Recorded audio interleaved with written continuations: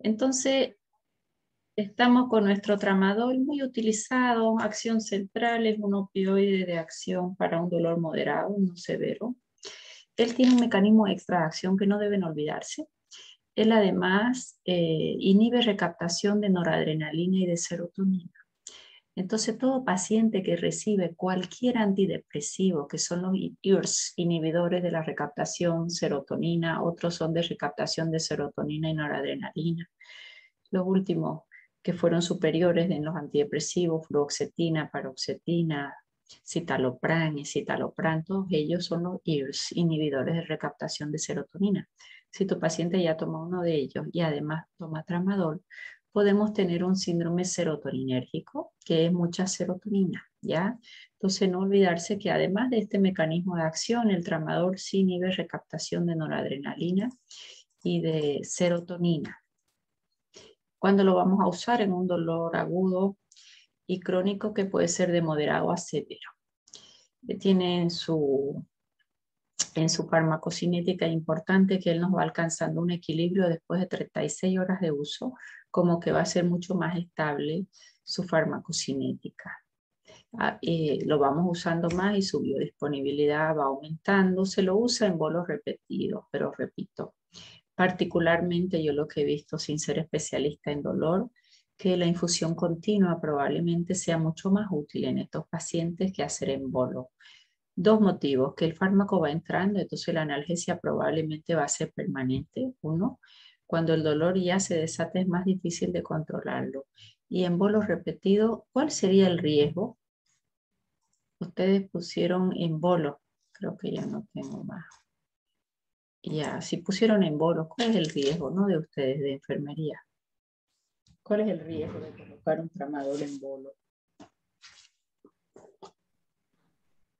La depresión respiratoria. Claro, son fármacos depresores, van a ser una depresión respiratoria, claro que sí. Gran problema y lo van a colocar probablemente muy rápido. Yo siempre les digo, ¿quién se va a quedar 20 minutos con un paciente? Muy difícil, ¿no? Entonces es un gran problema. Mantener niveles plasmáticos permite una analgesia continua. Yo soy muy amiga de la infusión continua, pero lo ideal que es tener también una bomba de infusión donde te asegure el goteo en el que va a entrar ese fármaco, ¿no? Sufre importante biotransformación. En insuficiencia hepática puede prolongarse su semivida del fármaco. En insuficiencia renal también porque se elimina por el riñón, pero tiene intenso metabolismo hepático. En vía oral, un efecto máximo ya lo tengo en 1 hora. Pero el inicio de acción, siempre les digo, depende de lo que hay en el estómago. Estómago vacío, el fármaco llega mucho más rápido que un estómago lleno, donde tiene que todavía abrirse el píloro, pasar el fármaco con el alimento, ¿no? Inalterado se elimina un 30%. El otro, por el riñón, el otro 70% básicamente se biotransforma y ya está, se biotransforma a nivel hepático y se va por el riñón ya como metabolito. Si el paciente se nos ha intoxicado, la hemodiálisis nos va a sacar muy poco fármaco. Podemos decir que básicamente es un fármaco muy poco hemodializable. ¿Qué harían ustedes si el paciente se intoxicó con tramadol? ¿Qué le damos? En la diálisis no nos va a servir una hemodiálisis porque el fármaco pasa el filtro y el filtro no lo retiene. Podemos decir que muy poco hemodializa.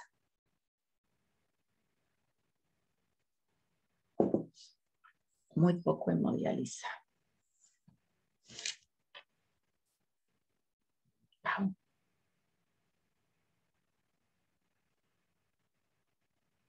¿Quién era su antídoto?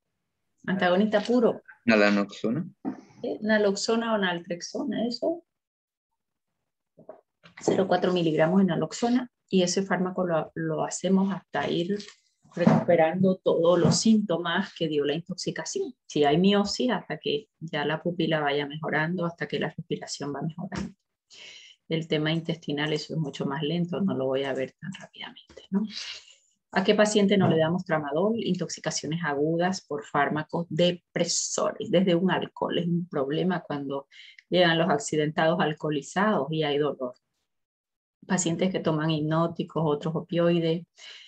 IMAO, ¿qué es un IMAO? Inhibidor de monoaminoxidasa. Los IMAO fueron los primeros antidepresivos que se introdujeron en el mercado, inhiben a la monoaminoxidasa y la monoaminoxidasa, la MAO, es quien biotransforma la noradrenalina. Entonces ellos evitan su biotransformación y elevan noradrenalina, pensando que la depresión en ese paciente tenemos déficit de noradrenalina. Esa es la imipramina, nortriptilina. Después de ello aparecen los ERS, inhibidores de recaptación de serotonina, mucho más efectivos y con menos RAMS. Pero acuérdense que este fármaco tramadol inhibe inhibe la recaptación de noradrenalina y de serotonina, entonces nos puede aumentar mucho las concentraciones plasmáticas de noradrenalina, ¿no? Y si tomara un IRS de serotonina. En una epilepsia que no esté controlada en tratamiento, no, porque la puede desencadenar, porque él además aumenta niveles de noradrenalina. En este caso, más de noradrenalina que de serotonina. Si estamos en un síndrome de abstinencia opiáceo, no le puedo dar un tramadol porque es un opioide. Si tengo pacientes con un cuadro de broncoespasmo, acá vamos a liberar histamina y va a favorecer más el broncoespasmo, o que tienen tendencia a la depresión respiratoria. Son fármacos que no se deben dar. ¿Con qué dosis vamos a hacer tramadol? Podemos empezar con 25 miligramos cada 8 horas. A mí me gusta tramadol en gotas porque uno puede ir titulando y aumentando su número de gotas acorde a la necesidad en un paciente, por ejemplo, con un dolor terminal, ¿no? Podemos ir incrementando estos 25 miligramos cada 8 horas de acuerdo a la respuesta del paciente. Puedo llegar a 50, puedo llegar a 100 miligramos con bastante margen de seguridad, sí.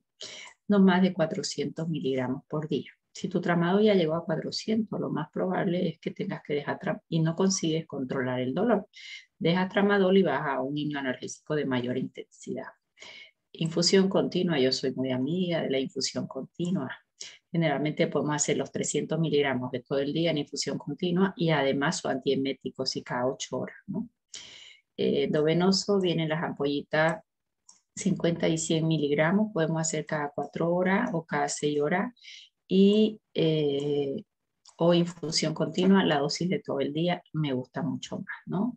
No más de 400 miligramos día. Si con 400 miligramos día no consigues controlar el dolor, busca otro hipnoanalgésico de mayor intensidad, pero que va a tener también más probabilidad de hacer una depresión respiratoria.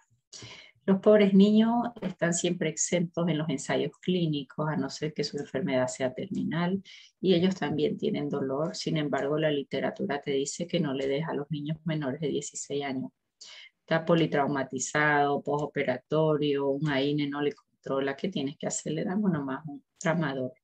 Esto es así. Entonces siempre los laboratorios dicen bajo la vigilancia médica. Y el médico decide más o menos, y los niños tienen dolor, ¿no? Entonces, si lo utilizamos, hacemos de 1 a 2 miligramos kilodosis, podemos hacerlo cada 8 horas, o esa dosis de todo el día en infusión continua, máximo 8 miligramos kilodía, y tampoco pasar de 400, que es una dosis, no de techo, porque no es una dosis techo, porque no tienen ellos dosis techo, pero lo más probable es que él necesite, cada segundo me hace que permita a los alumnos entrar y me distrae un poquito, pero bueno, vamos a aguantar. Ya, efectos adversos gastrointestinal, para mí el más importante son los vómitos y la constipación. Que a algún paciente le dé diarrea está dentro de lo posible. La constipación es lo más usual. En sistema nervioso central puede ser estimulante como puede ser depresor.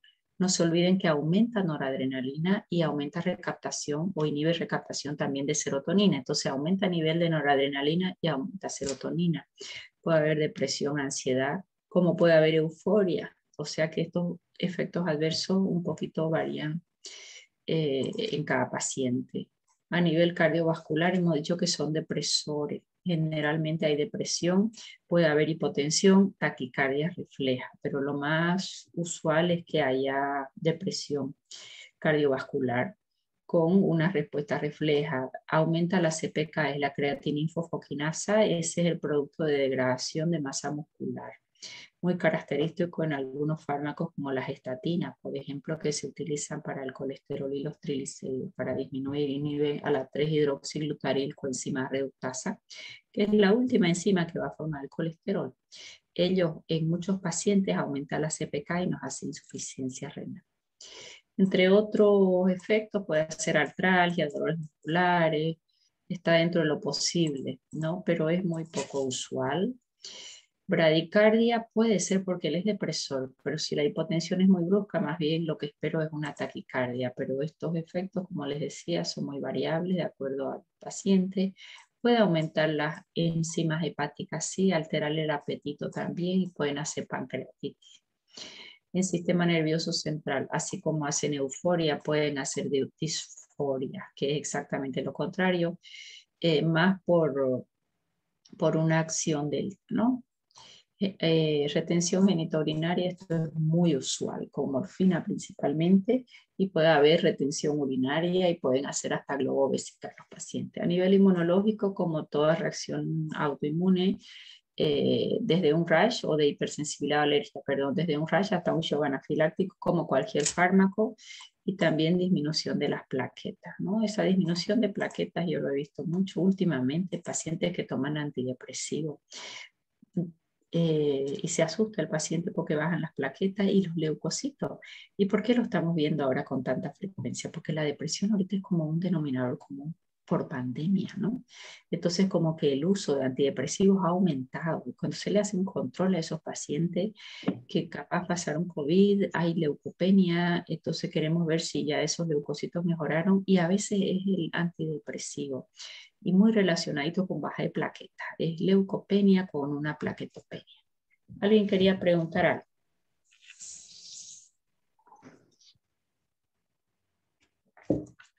Ya, seguimos. Ustedes me cortan nomás cuando yo estoy hablando y paramos un poquito. En interacciones, todos estos fármacos de la izquierda aumentan serotonina de alguna forma, paroxetina, fluoxetina, citalopram, todos son antidepresivos que inhiben IRS, se llama, inhibidores de la recaptación selectiva de serotonina. Serotonina cuando se eleva da bienestar y entonces se usa como antidepresivo, ¿no? Porque en la depresión normalmente serotonina está muy baja. Entonces acá tengo el riesgo de un síndrome serotoninérgico porque el tramadol es un efecto adicional que no lo tienen todos los hipnoanalgésicos, inhibe recaptación, aumenta niveles de noradrenalina y de serotonina. La digoxina, franja terapéutica estrecha, es un digitálico. Cuando ella entraba en toxicidad, había náuseas, vómito en escopeta, bradicardia, puede aumentar su riesgo de toxicidad probablemente por competición en biotransformación, en unión a proteínas plasmáticas, no lo sabemos, pero aumenta el riesgo de intoxicación con digoxina. Entonces lo ideal es hacer nivel plasmático de digoxina. Estos fármacos se caracterizan, muy característicos, por agarrarse las enzimas hepáticas. Son inhibidores enzimáticos. Eritromicina es del grupo de los antibacterianos macrólidos. Macrólidos, eritromicina, citromicina, claritromicina, roxitromicina. Ellos se agarran el hígado y se biotransforman su molécula y lo usan mucho al hígado y dejan muy poquita cantidad para los demás de enzimas hepáticas. Son inhibidores enzimáticos. Lo mismo los azoles como el ketoconazol que usamos para los hongos. La quinidina que la usamos menos. ¿Quién sabe qué es la quinidina y qué mecanismo de acción tiene? La quinidina creo. La quinidina es un antiarrítmico, doctora. Gracias, Bori. Mecanismo de acción. 1C, bloqueo competitivo de los canales de sodio. Sí, señor. Grupo 1. Grupo 1A. Muy bien. Y él también utiliza mucho las enzimas hepáticas, ¿ya? Y el ritonavir dentro de los antivirales muy usado en HIV, ¿no? Entonces, todos estos me usan mucho el hígado. Entonces, cuando tramadol intenta pasar por ahí, las enzimas que lo biotransforman, que es importante la biotransformación de tramadol, están ocupadas y va a aumentar la concentración de tramadol y va a aumentar sus efectos adversos, farmacológicos y adversos, mayor riesgo de depresión respiratoria. Y son fármacos muy usados. Una eritromicina es un macrolide, un antibiótico.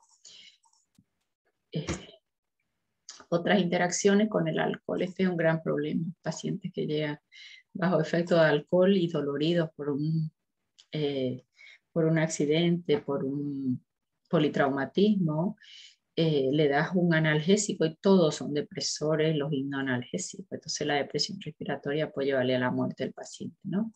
Estos son, bueno, este es un antidepresivo y este es un inhibidor de monoaminoxidasa, un antidepresivo de los de antigua generación. Aumenta el riesgo de convulsiones y disminuye la acción analgésica. Riesgo de convulsiones porque este es un anticonvulsivante y le disminuye su efectividad. Y amitriptilina por algún motivo le disminuye la analgesia, no se sabe exactamente por qué. Y estos fármacos son depresores en la conducción nerviosa, sin embargo, junto con tramadol aumenta el riesgo de convulsiones. Y la warfarina es un ¿qué se llama? Anticoagulante. Él inhibe los factores de la coagulación dependientes del hígado, 2, 7, 9, 10. Y él aumenta su tiempo de protrombina, el riesgo de sangrado, porque ella se une un 99% a proteína plasmática, a la warfarina, franja terapéutica estrecha. Solo un 1%, que es de fármaco libre, actúa como anticoagulante. Muchas interacciones tiene warfarina, sí. ¿Por qué? Porque si solo 1% libre ya tiene la acción farmacológica suficiente, si lo administra junto con otro fármaco, le pelea su proteína, su albúmina en sangre y con que tenga 2, 3, 4, 5% libre, su efecto se nos potencia y aumenta el riesgo de sangrado en el paciente. Esos son los anticoagulantes más antiguos. Sin embargo, hoy tenemos anticoagulantes generalmente que van a bloquear el factor 12 activado en coagulación con mejor perfil de seguridad, como un apixaban, un rivaroxaban, que es lo que más usamos ahora cuando el dímero D se nos eleva en pacientes COVID, porque están haciendo posterior al proceso inflamatorio, activando cascada de coagulación, ¿no? Pero esta warfarina es más antigua y de franja terapéutica bien estrecha. No se olviden nunca, con 1% libre y 99% guardado en su proteína plasmática, en la albúmina, él tiene buen efecto anticoagulante. Entonces ella interacciona con muchos fármacos, con muchos fármacos. Siguen entrando a la clase. Bueno, sigamos. Precauciones, bueno, esto ya casi todo hemos hablado, ¿no? Si el paciente es dependiente de opioides, pues rápidamente va a supersensibilidad a esos receptores y va a ser más difícil quitar la dependencia. En un traumatismo cráneoencefálico fácilmente puede hacer una depresión respiratoria, si hay alteración del estado de conciencia, disminución de la función respiratoria o hipertensión intracraneana, podemos enclavar al paciente con estos fármacos. Medicamentos que inhiben fase 1 citocromo P450, tramadol aumenta el efecto y aumenta depresión respiratoria.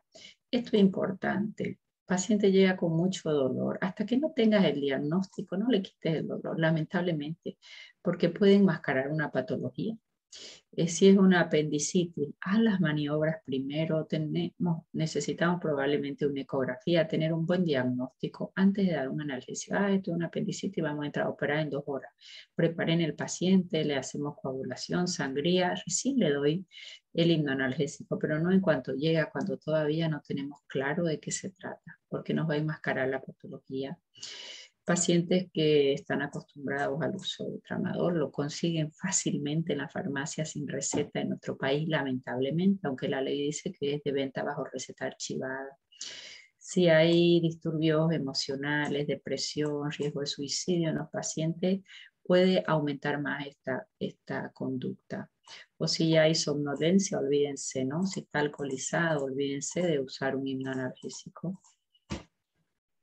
Consideraciones, esto es importante. A largo plazo puede inducir tolerancia física y psíquica. Esto se ha dado en mucha gente personal de salud que la utiliza por el efecto euforizante y que después ha quedado dependiente, ¿no? Bien, de tramadol les he hablado bastante porque es lo que más usamos luego de que los AINES no nos han podido controlar el dolor, ¿ya? Luego la codeína.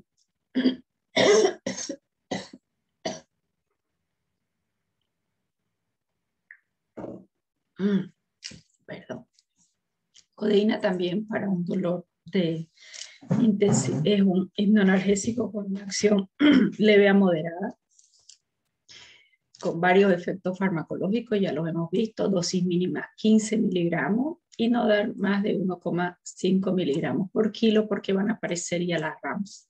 Y dentro de esa RAM que pueden aparecer ya con esa dosis, principalmente contemplamos cuadros de euforia y de que el paciente tienda a su autoadministración, ¿no? De hacer este efecto muy placentero para el paciente y el buscar la autoadministración. 15 a 60 miligramos, 15 es el rango mínimo, a 60 como máximo, cada 4 a 6 horas el paciente consigue una buena analgesia. Si llegamos a 120 miligramos, equivalen como usar 10 miligramos de morfina. Esa equivalencia me es importante. Imagínense, usar 120 como usar esto, 60 miligramos cada 12 horas o 30 miligramos cada 4 horas o 15 miligramos cada 2 horas. Y el paciente a veces hace esa desmanes, digo yo, tiene su jarabe de codeína antitusivo y sigue la tos y nos va a volver a repetir, ¿no? Su autoadministración. Bien, ¿hay dependencia y hay tolerancia? Sí. El uso continuo de 60 miligramos cada 6 horas por 2 meses ya te crea una dependencia y tolerancia. Espérenme que vamos a admitir a esto de sala de espera. Ya está. Hipertensión intracraneana la puede producir en estos pacientes nodal. Bueno, ¿cuál es la recomendación siempre? Cuando vamos a usar analgésicos por un postoperatorio donde yo sé que va a haber dolor y siempre delante del dolor.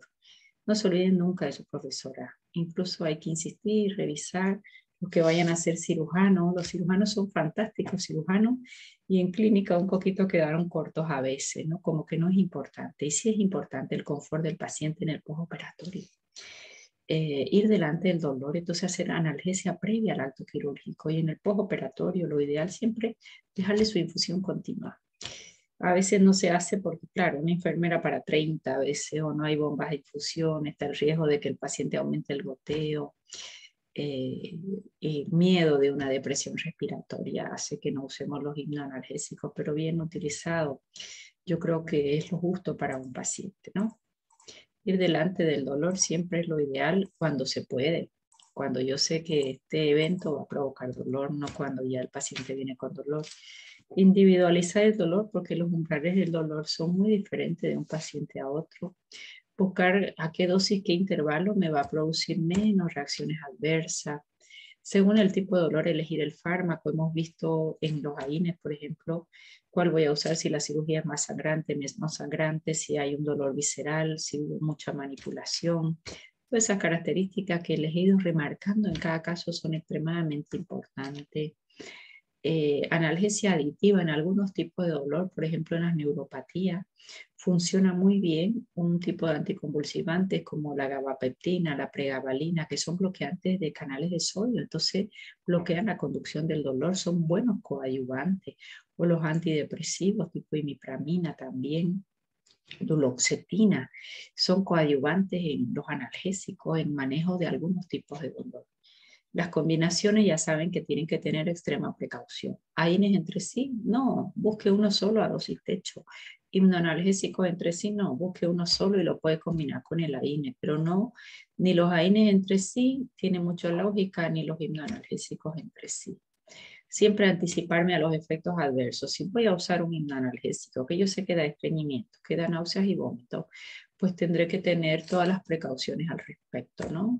Y revalorando el dolor siempre es extremadamente importante. Esto ya se los he dicho muchas veces, no me encantan los bolos porque nunca se respeta el tiempo del bolo, puede hacer depresión respiratoria, probablemente infusión continua. Todo esto que les estoy hablando son conclusiones que hemos ido sacando con ensayos clínicos que hemos realizado en el Hospital Hernández Vera con todo el equipo de cirugía y el equipo médico. De los resultados que hemos ido viendo más la literatura que hemos ido revisando, ¿no? Bien, nuestra primera escalera analgésica de la OMS nos habla de solo usar las intervenciones de siempre. Ellos tienen dosis techo, elija uno de acuerdo a las características de su paciente hasta dosis máxima.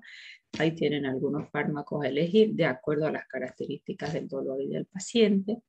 Luego tenemos nuestro segundo escalón. Pues en el segundo escalón ya entran los opioides débiles. Hemos visto codeína, puedo usar 15 hasta 60, no más de 120 miligramos día, si no ya súbete a otro escalón. El dextropropoxifeno cada vez se usó menos por estos accidentes que hubieron de depresión respiratoria en nuestro medio. Perdón. Y el tramadol, que ya les he dado buenos protocolos de utilización. No se olviden su efecto extra del tramadol, su mecanismo de acción extra de inhibir recaptación de noradrenalina, serotonina, elevando sus niveles plasmáticos y todas las probables intervenciones, su biotransformación hepática, la combinación con otros fármacos que le usa las enzimas hepáticas, importante. Entonces, en ese segundo escalón podemos ya ir usando una codeína que me va a hacer estreñimiento, va a hacer un poco de presión respiratoria, puede haber un poco de euforia todavía. La dihidrocodeína con dosis similares. La dihidrocodeína, ¿qué ventaja sobre la codeína? Tiene la semivida más larga, entonces hace que yo la pueda administrar cada 12 horas. Luego ya mi tercer escalón, dejo la codeína, dejo el tramadol, dejo hidroxicodeína y uso uno de mayor, que se llama de mayor capacidad analgésica. Y ahí nos quedamos, generalmente empezamos con una morfina o meperidina o metadona y uno de mis últimas chances ya el fentanilo, que es 80 veces más potente que morfina y más adictogénico también. Pero lo puedo tener en parche, ¿no? El tercer escalón ya contempla a la morfina. Contempla la morfina la tenemos en comprimidos, en otros países hay de liberación continuada, nosotros solo tenemos acá un comprimido de 10 miligramos, no se absorbe, no tiene tan buena biodisponibilidad. Se utiliza más la morfina en ampolla, es un fármaco controlado por la ley 1008. No cualquier médico puede recetar morfina. Para recetar morfina necesitamos no una receta normal, sino un recetario controlado por la ley 1008 que lo da el CEDES con numeración que tiene 4 copias cada receta. Esos recetarios los obtienen los médicos especialistas en dolor como los anestesiólogos y los oncólogos. Yo, médico general, ¿puedo ir a tener acceso a un recetario de manejo de morfina? No. Ya es de determinadas especialidades de manejo de dolor y anestesiólogos y oncólogos, controlada por la ley 1008, tiene 4 partes, ¿no? La misma receta 4 veces con numeración, una receta se llama valorada, la farmacia se queda una copia, la farmacia tiene un libro donde va descargando la cantidad de morfina que compra y la que va despachando con todos los datos del paciente y del médico. El CEDES lo controla esos libros cada tanto. Hay un libro de psicofármaco o psicotrópico y otro libro de los hipnoanalgésicos que son controlados por la ley 1008, que es en las recetas valoradas. Fíjense ustedes que en medicamentos, en dispensa, tenemos venta libre, que normalmente son los AINES y los antihistamínicos, aunque en nuestro país lamentablemente podemos conseguir muchos otros fármacos, pero la ley dice que esos son de venta libre. OTC se llama Over the Counter, vendidos arriba del mostrador significa en inglés. Luego está medicamentos de receta simple, por ejemplo un enalapril, un antihipertensivo, un antibiótico inclusive, que en otros países el antibiótico es bajo receta archivada. Una vez yo compré mi amoxicilina, el farmacéutico se queda la receta y ahí yo puedo volver a usarla, ¿no? Entonces, venta libre, receta normal, venta bajo receta archivada. Ahí en otros países entran antibiótico y entran los psicofármacos. Ahí si voy a comprar un derivado de benzodiazepina, un diazepam, clonazepam, butisolán, cualquiera de ellos, me lo dispensan, el farmacéutico queda con la receta y se descarga en los libros de psicofármacos. Y la última receta son recetas valoradas, donde va este grupo de fármacos derivados de morfina, ya controlado por la ley 1008 además. Muchas veces hay robos en la farmacia y solo los robos son de este grupo de fármacos por gente adicta, ¿no? Bien, en los hospitales es muy usual cuando algún personal de salud que tiene acceso a la farmacia lamentablemente puede tomarlo y ya pasa a ser de mala utilización, ¿no? Bueno, entonces la morfina es nuestro tercer escalón ya en la escala analgésica de la OMS, que es importante llegar a ella cuando antes use lo anterior. Paciente, por ejemplo, que esté tomando codeína a su dosis máxima, ya 60 miligramos o dihidrocodeína, vamos a comenzar y no aliviamos el dolor con 30 miligramos cada 12 horas. Si en 2 días yo no llego a controlar el dolor, aumentamos en un 50% y así vamos a ir aumentando paulatinamente, controlando frecuencia respiratoria principalmente. ¿Puedo ir aumentando más la dosis? Sí. Lamentablemente no tengo dosis máxima porque no tiene dosis techo, pero en la medida que aumento la dosis, la probabilidad de la depresión respiratoria es mayor.